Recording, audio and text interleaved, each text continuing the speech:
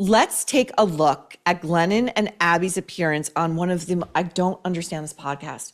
Is it my generation? No, but do I like to think I keep an open mind and I'm really judging things on like quality and quantity and not like generational differences?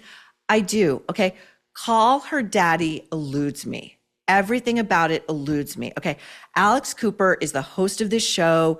We're mainly talking about relationships and sex, fine, but Alex presents like, again, like kind of a Beetlejuice shrunken head. Like she's always in an oversized hoodie and her hands are like always like inside the hoodie sleeves like this. Like I'm like I kind of need like my security blanket, like I'm a baby. And then her manicured hands are always out like this.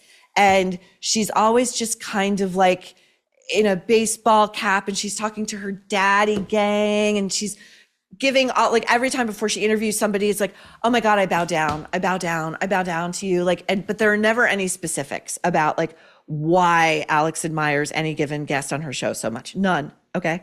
Glennon shares a recurring character already. She shares an insufferable trait with our friend and fellow podcaster, Jamie Kern-Lima. She's got the baby voice. Again, like I'm not taking advice from a grown woman who talks like this. I refuse, okay?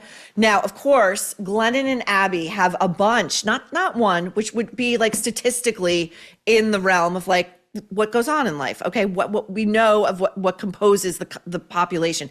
No, they've got a bunch of quote unquote queer kids, as Abby told Daddy, host Alex Cooper. Okay, so anyway, let's look at this first exchange on of Glennon and Abby on Call Her Daddy. It's weird because at the time she was going on her book, she was about to go on like the whole giant book tour. Oprah just picked it for a book club pick as like the marriage redemption story. That's how it was being sold all over the place. Glennon sits there and says, after Abby talks about the book being about the implosion of her marriage and how to heal from that, Glennon with her hand over, again, sign of a liar, hand over the mouth, hand over the mouth. That's how it was being sold all over the place. As again, I say this just so you guys know I'm legit with this.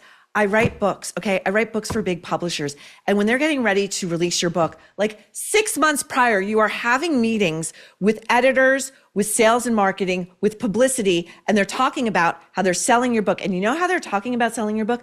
Based on the contents of said book. So Glennon's out there saying, oh my God, I wouldn't have sold it that way. That's how they sold it. That's how they sold it. That's not what that was like. That's a lie, okay? That is a lie.